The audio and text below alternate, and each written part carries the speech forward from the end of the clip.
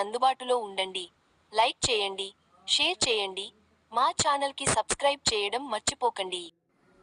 ఈరోజు కరీంనగర్ ముస్లిం ఫంక్షన్ హాల్లో awareness programme కార్యక్రమంలో ధృవీకరణకు చెల్లుబాటు అయ్యేదిగా దాఖలు చేసింది. 1. పుట్టిన సర్టిఫికేట్. 2. పాస్పోర్ట్. 3. మెట్రిక్ లేదా ఉన్నత విద్య ధృవీకరణ పత్రం. 4. ప్రభుత్వం నుండి గుర్తింపు లేదా పెన్షన్ ఆర్డర్లు. 5. శాశ్వత వసతి ధృవీకరణ పత్రం. 6. అటవీ హక్కుల సర్టిఫికేట్. 7. కులం యొక్క certificate, SC ST OBC. 8. NRC పత్రం, వర్తిస్తే. 9. స్థానిక అధికారులు జారీ చేసిన కుటుంబ రిజిస్టర్. 10. ల్యాండ్ లేదా హౌస్ కేటాయింపు సర్టిఫికేట్. 11. 1987 నుండి ప్రభుత్వం లేదా PSU నుండి గుర్తించిన పత్రాలను గుర్తించారు. ఆధార్, పాన్ మరియు డ్రైవింగ్ లైసెన్స్ స్టాండ్ ప్రూఫ్గా అంగీకరించబడవు.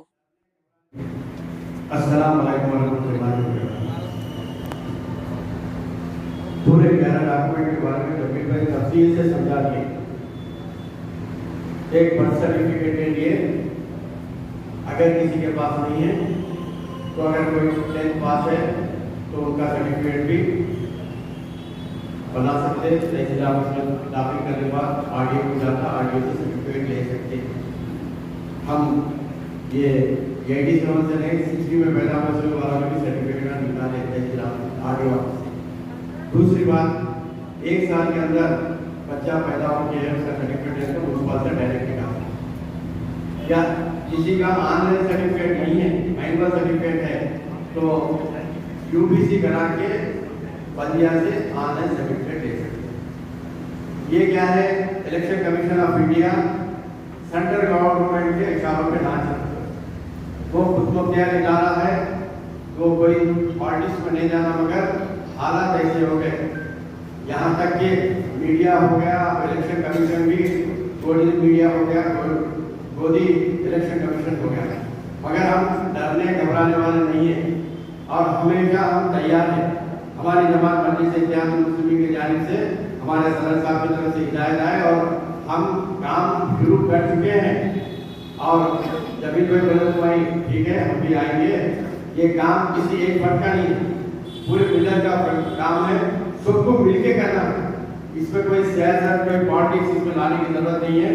हम अपने अफराद खानदान का, अपने पड़ोसियों का, अपनी गली का हर एक अपनी जिम्मेदार ले लिया तो एक वोट भी हमारा दायर नहीं होता। अब इलेक्शन के है, जिस जिसकी ताकत है वो देख लेते। हमारे इलेक्शनों में तो हमारे मुद्दे भी उठ के आते हैं, सिंधु तो कहीं जाने का नहीं है। हम पूरी कोशिश करेंगे और आप लोगों को दाम दे रहे हैं कि हमारे जमीन साहब कन्वीनर साहब है, मैं आपको दाखिल दे रहा हूँ हमारी जमात की तरफ से, हमारे सदर साहब, हमारे मोहतबर, हमारे एक्स कारपोरेटर्स, हमारे कारकुन, सुजूर, मोहतमदीन आधी रात को आवाम के दरमियान में जाते हुए ये काम कराएंगे। अगर हो सकता ये इम्प्लीमेंट हो सकता, अगर हम पहले तैयारी करके रखिए तो भागम दौड़ की जरूरत नहीं है। ये पढ़े लिखे लोगों को मुश्किल नहीं होती, जो 10th से बिलो फेल हो गए हैं, 10th पास नहीं है, उन लोगों को थोड़े मुश्किलात है, वो मुश्किलात इंशाअल्लाह उसका रास्ता भी निकालेंगे, उसके हल करने की कोशिश करेंगे। और व्हाट्सएप पे, फेसबुक पे भी आ रहा, असद साहब भी बोल रहे हैं ये सब बना लो बोल के, वो तकरीर को बिहार में करे जो है वो तकरीर उसका वायरल हो रहा।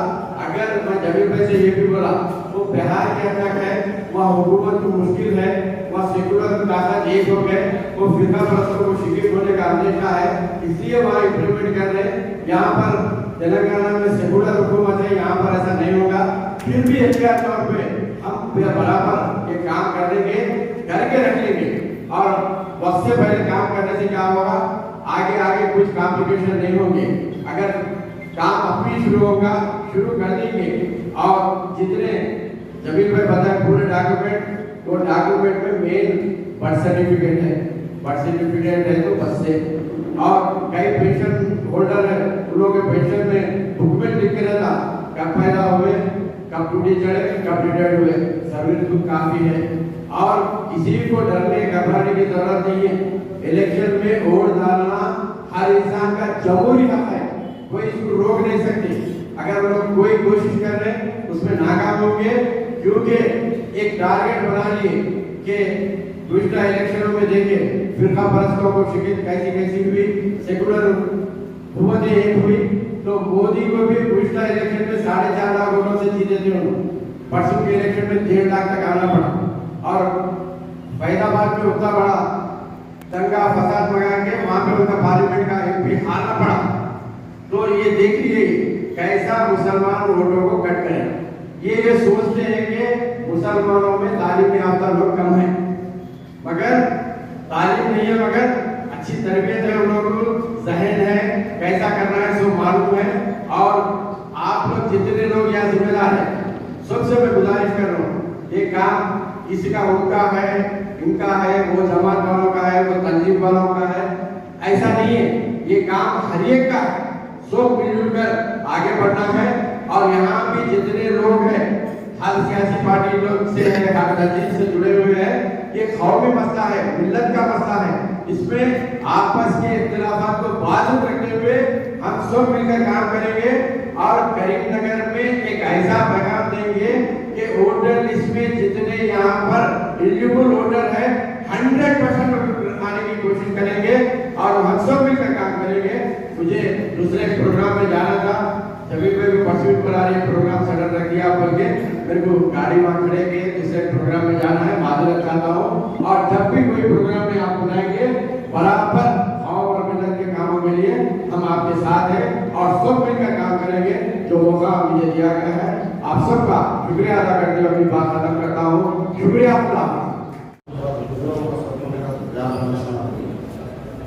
मेरे अजीज दोस्तों, हम लोग देख रहे हैं कि हिंदुस्तान में आज क्या हो रहा है मुसलमानों के साथ, क्योंकि आप बिहार के इलेक्शंस के 2 महीने के पहले जो एक साथ होके जो स्पेशल इलेक्शन रिव्यू होके जो प्रोग्राम चला रहे हो, उसमें टारगेट सिर्फ मुसलमान को वोटर लिस्ट से हटाने का टारगेट है, क्योंकि 8 करोड़ वोटर्स का वहाँ, जितना मुझे मालूम है 8 करोड़ वोटर्स में से 1 करोड़ वोटर्स को हटाने का वो जो मुहिम चला रहे हैं, वो लोग का मकसद यही है कि मुसलमानों को हमेशा सेकंड कैटेगरी में लाने का उनका मकसद है।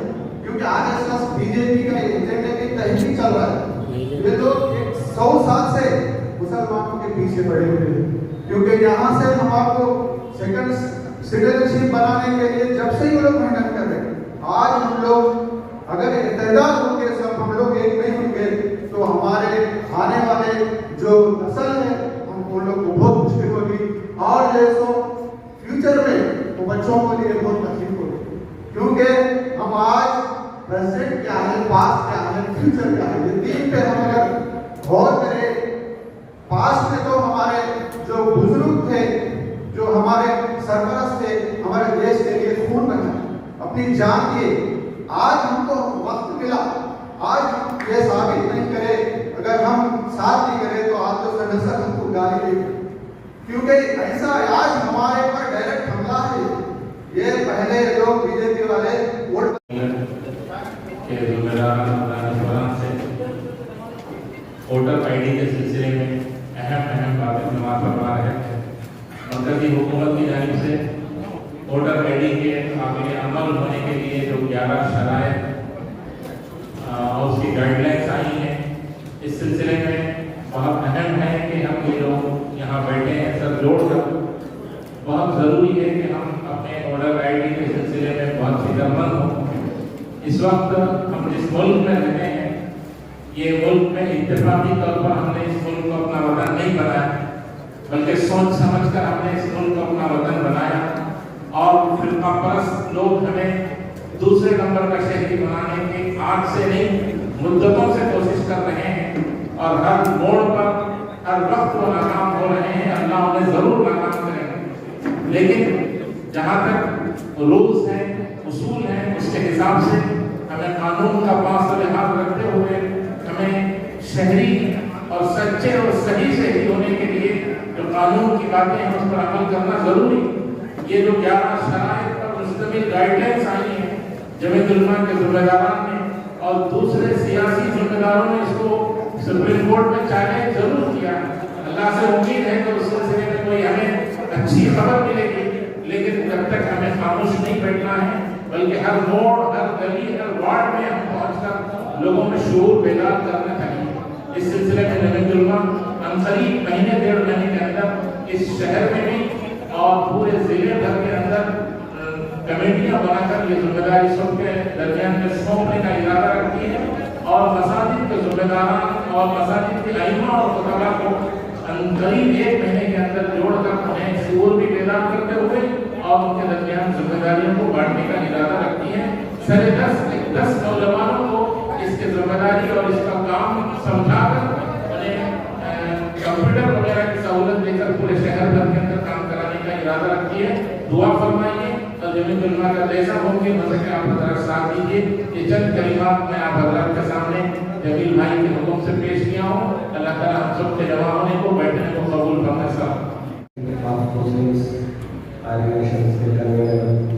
जमीलुद्दीन साहब और तमाम और मेरे सामने बैठे भाइयों को अस्सलाम वालेकुम वरहमतुल्लाहि वबरकातुहू।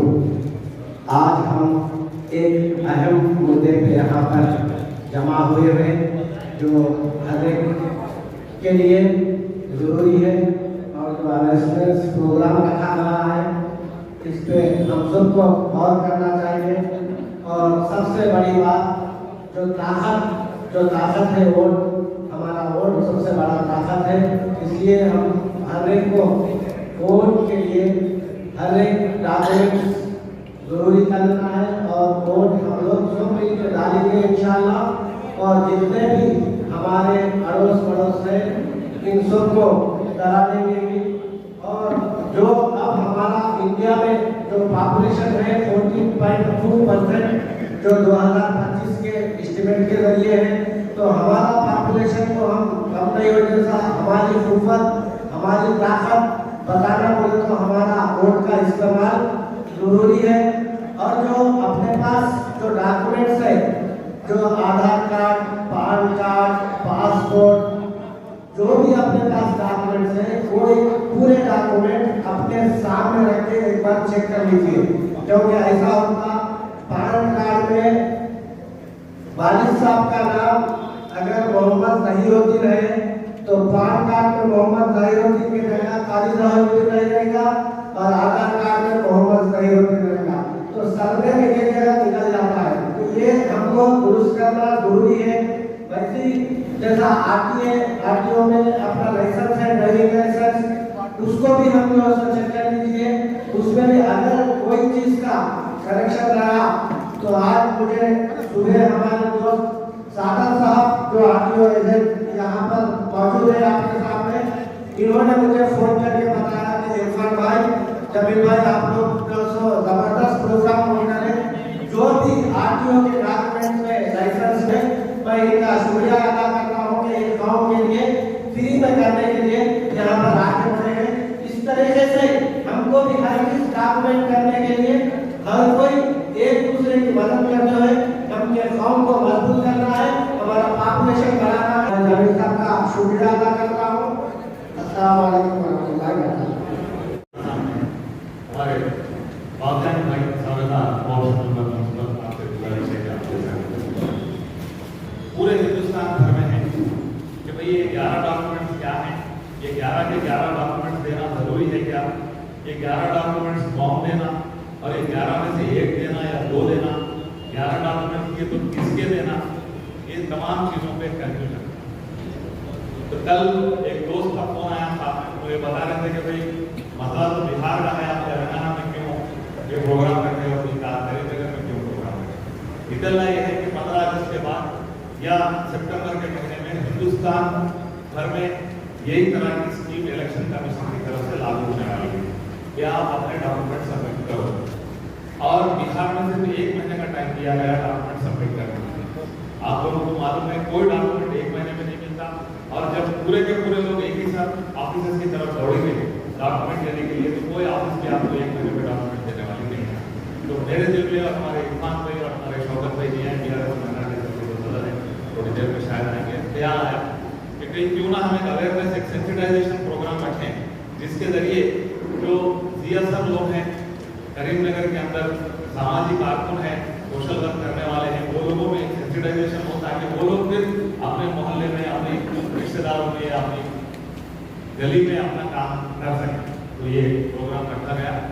अब उसमें कई तरह के गलत फहमियां भी सोशल मीडिया के जरिए फैला रहे जा रहे हैं। कोई बोल रहे हैं कि भाई आधार कार्ड काफी है, कोई बोल रहे हैं पैन कार्ड काफी है, कोई बोल रहे हैं ड्राइविंग लाइसेंस काफी है, जबकि ना आधार कार्ड काफी है, ना पैन कार्ड काफी है, ना ड्राइविंग लाइसेंस काफी है। ये जो 11 डॉक्यूमेंट्स की लिस्ट आपको दी गई है इसमें से कोई एक डॉक्यूमेंट होना जरूरी है। आप ये अपने साथ रखिए, इसका जेरॉक्स कराकर अपने मस्जिद में अपने मोहल्ले में बांटने की जरूरत पड़ती है। तो मैं एक एक डॉक्यूमेंट की तशरीह करना चाह रहा हूँ। तारीख बहुत इंपॉर्टेंट है। जो आदमी कौन पहले पैदा हुआ, कौन बाद में पैदा हुआ, कौन सा डॉक्यूमेंट किसके लिए जरूरी है, ये भी एक क्लियर इंस्ट्रक्शन से इलेक्शन कमीशन ऑफ इंडिया। इसमें आप देख सकते हैं 1 जुलाई 1987, 1 जुलाई 1987, यहाँ पर तकरीबन 87 से पहले पैदा हुए जो लोग हैं इनके लिए अगर इनका वोट 2003 की वोटर लिस्ट में है तो इनको कोई डॉक्यूमेंट सबमिट करने की जरूरत नहीं है। मगर अगर किसी वजह से 2003 की वोटर लिस्ट में 87 से जो लोग पहले पैदा हुए उनका भी अगर नाम नहीं है तो वो लोगों को कोई एक डॉक्यूमेंट या 11 डॉक्यूमेंट्स में से देना जरूरी है। इसका number 1 birth certificate. Birth certificate देने का इख्तियार सिर्फ ग्राम पंचायत सेक्रेटरी और म्युनिसिपल कमिश्नर, यही दो लोगों को हासिल है। हाँ, अगर डिले रजिस्ट्रेशन है तो आरडीओ ऑर्डर दे सकता है म्युनिसिपल कमिश्नर को या पंचायत सेक्रेटरी को वो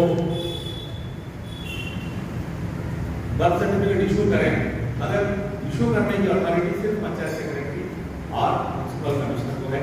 तो जो लोग बिफोर 1987 बर्थ हैं वो लोग भी अगर बर्थ सर्टिफिकेट हासिल कर लें तो बेहतर है। क्यों, उसकी जरूरत क्या है, मैं आगे आपको बताने वाला हूँ।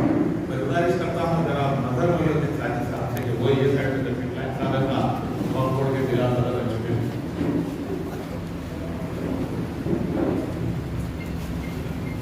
अब इसमें दूसरी जो तारीख है, आप डेट्स कंपल्सरी नोट कर लीजिए, मैं इसमें स्पेसिफिकली दिया हूँ। दूसरी जो तारीख है वो है 2 दिसंबर 2004। अगर कोई आदमी 1987 और 2004 के दरमियान पैदा हुआ, 1987 जुलाई 1 टू 2 दिसंबर 2004, इसके दरमियान जो आदमी पैदा हुआ वो आदमी ये 11 डॉक्यूमेंट्स में से कोई एक डॉक्यूमेंट अपना भी सबमिट करना और अपने वालिद या वालदा का भी डॉक्यूमेंट सबमिट करना। सिर्फ अपना डॉक्यूमेंट सबमिट करना काफी नहीं है। अगर मेरी डेट ऑफ बर्थ 2003 या 2004 है, 87 टू 2004, तो मैं अपने एक डॉक्यूमेंट के साथ यानी कि अपने बर्थ सर्टिफिकेट के साथ अपने वालिद या वालदा का बर्थ सर्टिफिकेट या पासपोर्ट या ग्रेजुएशन सर्टिफिकेट या मेट्रिकुलेशन सर्टिफिकेट, ये जो 11 सर्टिफिकेट दिए गए हैं ये सबमिट करना जरूरी है। ये सेकंड पॉइंट हो। अब जो नौजवान हैं जिनकी पैदाइश 2004 के बाद हो चुकी है, 2/12/2004, 2 दिसंबर 2004 के बाद जो आदमी वोटर लिस्ट के लिए अप्लाई कर रहा है, यानी कि जितना नौजवान तबका है वो तबका उनके पास तो मैं समझता हूँ 99%, क्योंकि आजकल तालीम आम है, बर्थ सर्टिफिकेट भी है, 10th के सर्टिफिकेट भी है, मगर मुश्किल ये है कि वो लोग अपने सर्टिफिकेट के साथ अपने वालिद और वालदा दोनों का सर्टिफिकेट सबमिट करना जरूरी है। मुश्किल यहाँ पर है, कई लोगों के वालिद या वालदा में से कोई एक गुजर जाते हैं, कोई अनपढ़ रहते हैं, पढ़े लिखे नहीं रहते, कोई ग्रेजुएट नहीं रहते या 10th भी पास नहीं रहते, तो ये लोगों के लिए मुश्किल का सामना होने वाला है। तो ये 2004 के बाद की जो पैदाइश के नौजवान हैं उनका वोट भी नहीं रहता 2003 के वोटर लिस्ट में, इसलिए कि उसकी पैदाइश 2004 के बाद है और वो किसी एक का सर्टिफिकेट सबमिट करने से काफी नहीं है, दोनों वालिद और वालदा दोनों का सर्टिफिकेट देना जरूरी है। अब ये कौन से 11 सर्टिफिकेट है, पहले जैसे मैं बताया, एक तो है बर्थ सर्टिफिकेट। अगर आप की हॉस्पिटल डिलीवरी है, हॉस्पिटल में रिकॉर्ड है, तो आप जो है